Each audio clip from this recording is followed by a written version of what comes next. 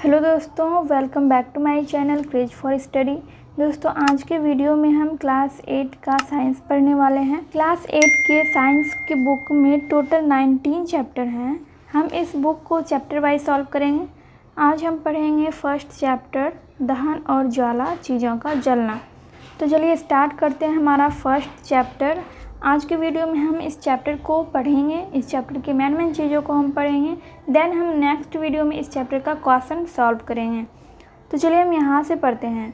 आपने अक्सर देखा होगा कि कुछ पदार्थ तो अत्यधिक ज्वलनशील होते हैं, कुछ प्रयास करने पर जलाए जा सकते हैं, पर कुछ पदार्थों को जलाना संभव नहीं होता।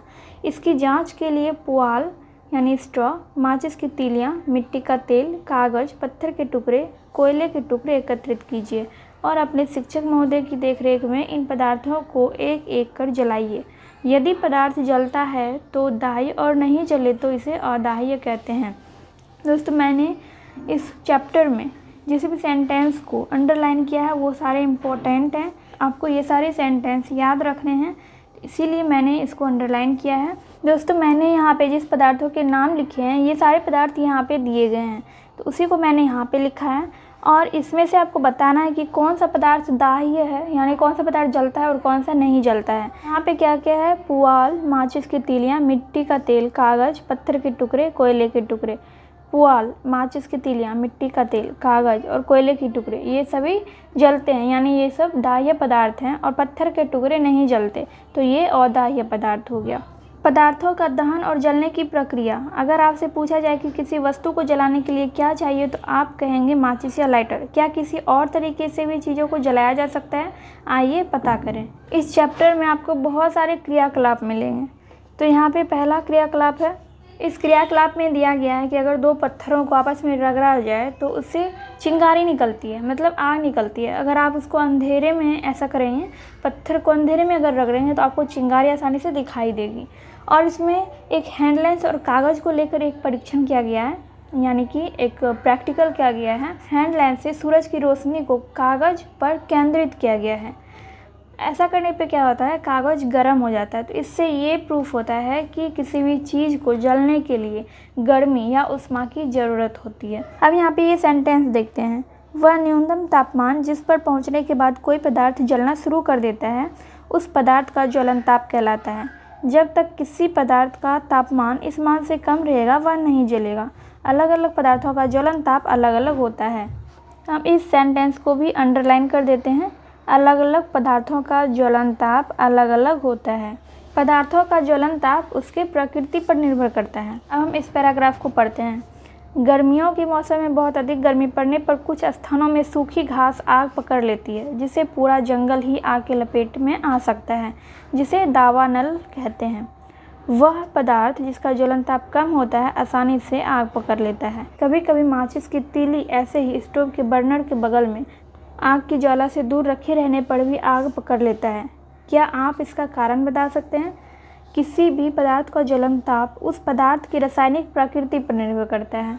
पेट्रोल का ज्वलन ताप केरोसिन के ज्वलन ताप से कम होता है।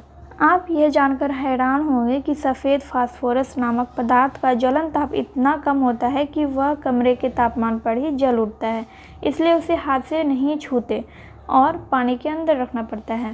पेट्रोल का ज्वलन ताप केरोसिन के ज्वलन ताप से कम होता है, मतलब पेट्रोल बहुत जल्दी आग पकड़ लेता है और केरोसिन उतना जल्दी आग नहीं पकड़ता। और यहाँ पे जो सफ़ेद फास्फोरस नामक पदार्थ है, इसका ज्वलन ताप इतना कम होता है कि अगर इसको हम खुला रख देंगे तो ये अपने आप ही आग पकड़ लेता है। इसीलिए इसको पानी के अंदर रखा जाता है ताकि ये अपने आप आग ना पकड़े। दहन के लिए हवा का होना आवश्यक है, तो इसको क्रियाकलाप 2 के द्वारा समझाया गया है। एक मोमबत्ती के ऊपर कांच का ग्लास या फिर किसी जार को रखा गया। उसके बाद क्या हुआ? जब हम जलती हुई मोमबत्ती के ऊपर कोई ग्लास या फिर कोई जार रखते हैं तो मोमबत्ती बुझ जाती है, क्योंकि वो मोमबत्ती जो है उसका हवा से संपर्क बंद हो जाता है, इसीलिए मोमबत्ती बुझ जाती है।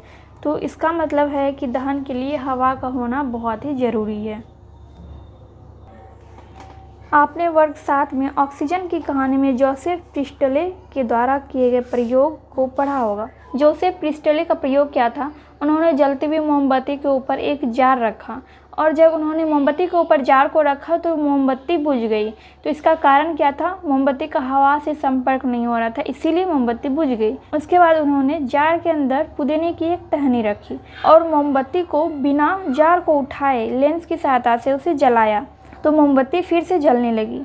तो पुदीने को जार के अंदर रखने के बाद मोमबत्ती जलने लगी। इसका मतलब क्या हुआ? इसका मतलब हुआ कि मोमबत्ती के जलने की वजह से सारे ऑक्सीजन ख़त्म हो गए थे। जार के अंदर जितने भी ऑक्सीजन थे सारे ख़त्म हो गए थे, सभी कार्बन डाइऑक्साइड बन गए थे। और जब उन्होंने पुदीने की टहनी को उसके अंदर रखा तो धीरे धीरे ऑक्सीजन बनने लगा और जिसकी वजह से मोमबत्ती जल गया। यहाँ पे कहने का मतलब ये है कि जलने के लिए ऑक्सीजन गैस सहायक होती है। क्रियाकलाप 3 देखते हैं। कागज़ की कटोरी बनाकर पानी गर्म करना। क्या आप जानते हैं कि पानी को कागज़ की कटोरी में गर्म किया जा सकता है? इसके लिए कागज़ की कटोरी बना लीजिए तथा उसे जलती हुई मोमबत्ती के पास ले जाइए। आप देखेंगे कि कागज़ जल जाता है। अब आप एक कटोरी और बनाइए तथा उसमें पानी भरकर मोमबत्ती के लौ के ऊपर ले जाइए। क्या कागज़ की कटोरी जलने लगी? कागज़ की कटोरी नहीं जलती है। आप पाते हैं कि कागज़ की कटोरी से ऊष्मा का संचरण जल में होता रहता है और कागज़ जलने से बच जाता है, जैसे यहाँ पे इस फिगर में दिखाया गया है। मोमबत्ती के लौ के ऊपर कागज़ की कटोरी में पानी को रखा गया और इससे क्या हुआ? कागज़ की कटोरी नहीं जलती, जबकि पानी गर्म हो जाता है। सारा ऊष्मा का संचरण, मतलब ऊष्मा का संचरण जो है पानी में होने लगता है, जिससे कागज़ जलने से बच जाता है। अब यहाँ पे देखिए क्या दिया गया है। आपने देखा होगा कि लकड़ी वाले चूल्हे में कुछ खाली जगह छोड़ा जाता है और केरोसिन स्टोव में एक छिद्राकार लोहे का गोल वलयाकार रचना होती है, जिससे होकर नीचे से हवा का प्रवेश होता है और जिससे बर्नर में केरोसिन तेल से भीगे कपड़े की बत्ती में तेल को जलने में मदद करता है। गैस स्टोव के बर्नर में कई छोटे छोटे छेद होते हैं, जिससे हवा प्रवेश करती है और ईंधन को जलाने में मदद करता है। इसे लकड़ी वाले चूल्हे में खाली स्थान क्यों छोड़ा जाता है? क्योंकि उसमें हवा प्रवेश कर सके। स्टोव में एक छिद्राकार लोहे का वलयाकार रचना होती है। क्यों? क्योंकि वो छिद्र हवा प्रवेश करने के लिए छोड़ा जाता है, जिससे कि स्टोव आसानी से जल सके। और गैस स्टोव के बर्नर में आपने देखा होगा कि छोटे छोटे छिद्र होते हैं, वो इसीलिए छोड़ा जाता है ताकि उसमें हवा प्रवेश कर सके, जिससे गैस आसानी से जल सके। तो इतना क्लियर हो गया कि दहन के लिए वायु बहुत ज़रूरी होता है, मतलब जलने के लिए हवा बहुत आवश्यक होता है। साधारणतः जलना एक रासायनिक प्रतिक्रिया है जिसमें 3 चीज़ों की आवश्यकता है: ज्वलनशील पदार्थ का होना, ज्वलन ताप तक पहुंचने का उपाय और हवा की ज़रूरत। चलिए अब हम पढ़ते हैं माचिस की कहानी।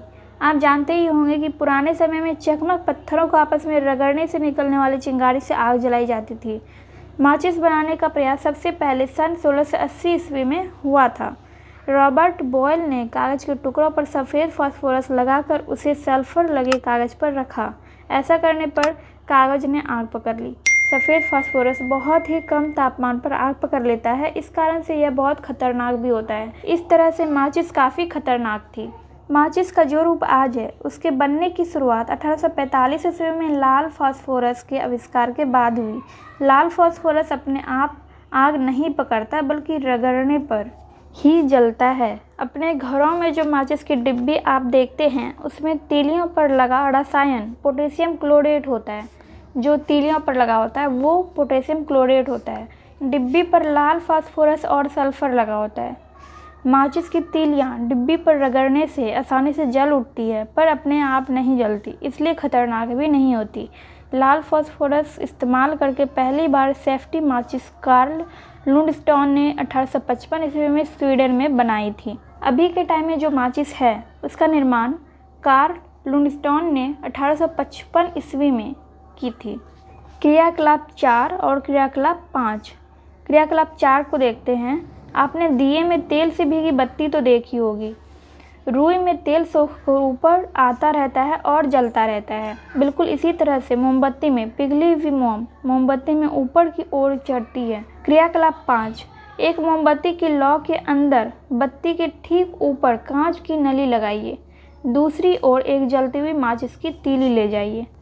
इसका अवलोकन करने पे क्या हुआ? क्या हम कह सकते हैं कि मोमबत्ती के लौ के अंदर की बत्ती ठीक ऊपर से जो सफ़ेद धुआं निकलता है यही असल में जलता है, यानी मोमबत्ती में मोम की वाष्प जलती है। यहाँ पे एक और क्रियाकलाप है, क्रियाकलाप 6। एक मोमबत्ती जलाइए, इसे 1-2 मिनट तक जलने दीजिए। इसके बाद इसे बुझा दीजिए। आपको एक सफ़ेद धुएं की लाइन सी दिखाई देगी। एकदम जल्दी से एक जलती हुई तीली धुएं की इस लाइन के पास ले जाइए। इसके बाद क्या हुआ, बत्ती को जलती हुई तीली से छुआए बिना ही हमने मोमबत्ती जला ली। जब हम मोमबत्ती की बत्ती को माचिस से जलाते हैं तो सबसे पहले बत्ती के जलने से गर्मी पैदा होती है, जिससे तापमान बढ़ने लगता है। इससे ठोस मोम द्रव में और फिर द्रव मोम को वाष्प में बदल जाती है। क्रियाकलाप 7 में क्या है? क्या आपको मोमबत्ती की लौ में कोई काला भाग दिखाई देता है? कांच की मुड़ी हुई नली को इस बार इस काले भाग में टिकाइए।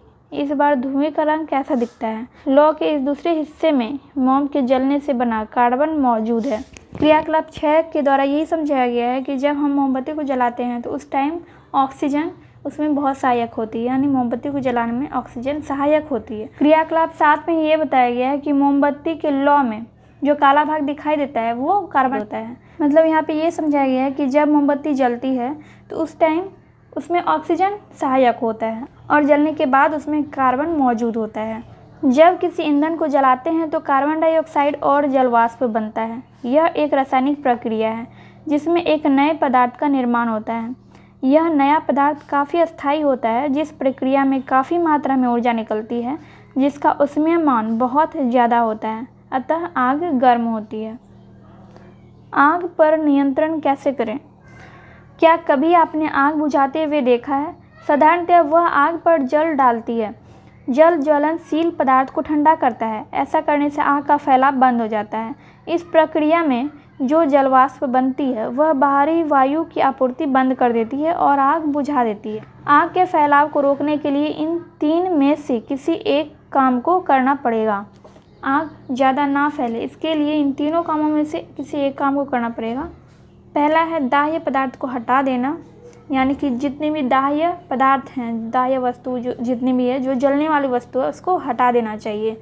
ऑक्सीजन की आपूर्ति बंद कर देना। ऑक्सीजन की आपूर्ति बंद कर देना मतलब वहाँ पे हवा नहीं पहुँचनी चाहिए। उसके ज्वलन ताप को बढ़ा देना। यहाँ पे देखिए, यहाँ पे अग्निशामक यंत्र जो होता है, आग बुझाने वाली मशीन जो होता है, उसका यहाँ पे वर्णन किया गया है कि वो किस तरह से काम करता है। और अगर आग बिजली से लगी हो तो वहाँ पे पानी का यूज नहीं किया जाना चाहिए। जहाँ बिजली से आग लगी हो वहाँ पानी का उपयोग नहीं किया जाए। बिजली से आग लगने पर पानी का उपयोग बिल्कुल भी नहीं करना चाहिए। और जहाँ तेल में आग लगी हो तो पानी नहीं डालना चाहिए, क्योंकि पानी तेल से भारी होने के चलते नीचे हो जाएगा और आग बुझ नहीं पाएगी। जब हम जलते हुए तेल में पानी को डालेंगे तो वो आग जो है और ऊपर उठ जाती है और ज़्यादा जलने लगती है। इसीलिए जलते हुए तेल में पानी कभी नहीं डालना चाहिए। क्रियाकलाप 8, आप मोमबत्ती की ज्वाला और रसोई गैस के स्टोव की ज्वाला के रंग को ध्यानपूर्वक देखिए। मोमबत्ती की ज्वाला के 3 क्षेत्र होते हैं, बाहरी भाग, मध्य भाग और आंतरिक भाग। चलिए हम इसको डिटेल में पढ़ते हैं। बाहरी भाग नीला और अदीप्त होता है। यहाँ पूर्ण दहन होता है क्योंकि यहाँ ऑक्सीजन ज़्यादा उपलब्ध है। यह सबसे गर्म होता है। मध्य भाग पीला, चमकीला और दीप्त क्षेत्र है। यहाँ कुछ कार्बन के कण भी होते हैं। ये गर्म होकर वाष्पित हो जाते हैं और चमकने लगते हैं। यहाँ पर भी पूर्ण दहन नहीं होता है क्योंकि ऑक्सीजन यहाँ भी कम मिल पाता है। तीसरा क्षेत्र है आंतरिक क्षेत्र। यह आंतरिक क्षेत्र बत्ती के एकदम नज़दीक होता है। यह काला रंग का होता है क्योंकि कार्बन के कुछ कण बच जाते हैं। यह सबसे कम गर्म क्षेत्र है। मोमबत्ती का जो सबसे नीचे वाला भाग होता है, जहाँ से मोमबत्ती जलना स्टार्ट होता है, तो वो भाग आपने देखा होगा कि वो काला होता है। तो वो कार्बन की वजह से काला होता है। और जो उसके बीच का भाग होता है वो पीला होता है, जबकि सबसे ऊपर का भाग नीले कलर का होता है। इस तरह ज्वाला के 3 क्षेत्र होते हैं, बाहरी भाग, मध्य भाग और आंतरिक भाग। यहाँ पे कुछ वर्ड मीनिंग दिए गए हैं। जीवाश्म ईंधन, फॉसिल फ्यूल, अग्निशामक, फायर एक्सटिंग्विशर, दहन, कॉम्बस्टन, अपूर्ण दहन, इनकम्प्लीट कॉम्बस्टन, दीप्त क्षेत्र, ल्यूमिनस जोन, चूना पानी, लाइम वाटर, पूर्ण दहन, कंप्लीट कॉम्बस्टन। तो इस सभी वर्ड मीनिंग को आप याद कर सकते हैं। यहाँ पे दिया गया है कि अभी तक हमने क्या सीखा इस चैप्टर से। तो पहला है, दहन एक रासायनिक अभिक्रिया है, यानी ज्वलनशील पदार्थ और ऑक्सीजन के बीच की अभिक्रिया। खाना बनाने से लेकर ट्रांसपोर्ट तक हमें ईंधन की आवश्यकता है। दहन के लिए दाह्य पदार्थ, ऑक्सीजन की उपलब्धता और उसे उसके ज्वलन ताप तक पहुँचने की आवश्यकता। दहन के लिए पदार्थ ऑक्सीजन की उपलब्धता और उसके ज्वलन ताप तक पहुंचने की ज़रूरत होती है, तभी कोई भी पदार्थ जल सकता है। वह क्षेत्र जहां पदार्थ का पूर्ण दहन होता है ज्वाला का बाहरी क्षेत्र है।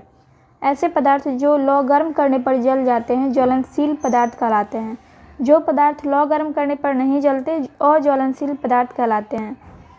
वह तापमान जिस पर पहुंचने के बाद कोई पदार्थ जलना शुरू कर देता है उस पदार्थ का ज्वलन ताप कहलाता है। ऑक्सीजन की उपस्थिति में ज्वलनशील पदार्थों के जलने पर ऊष्मा और प्रकाश उत्पन्न होने की प्रक्रिया को दहन कहते हैं। दोस्तों यहाँ पे आपको जितने भी सेंटेंस दिख रहे हैं ये सारे सेंटेंस आपको याद करने हैं, क्योंकि ये बहुत ही इंपॉर्टेंट सेंटेंस हैं इस चैप्टर के लिए और इससे आपको काफ़ी हेल्प मिलेगा क्वेश्चन सॉल्व करने में। तो इन सबको याद कर लीजिएगा और हो सके तो यहाँ पे वर्ड मीनिंग जो दिया गया है इसको भी याद कर सकते हैं। और मैंने आपको चैप्टर में जितने भी दिखाए, जितने भी अंडरलाइन किए हुए थे, सारे आपको याद करने हैं। तो यहाँ पे हमने क्लास 8 साइंस का चैप्टर 1 पढ़ लिया है। अब हम नेक्स्ट वीडियो में इस चैप्टर का क्वेश्चन सॉल्व करेंगे।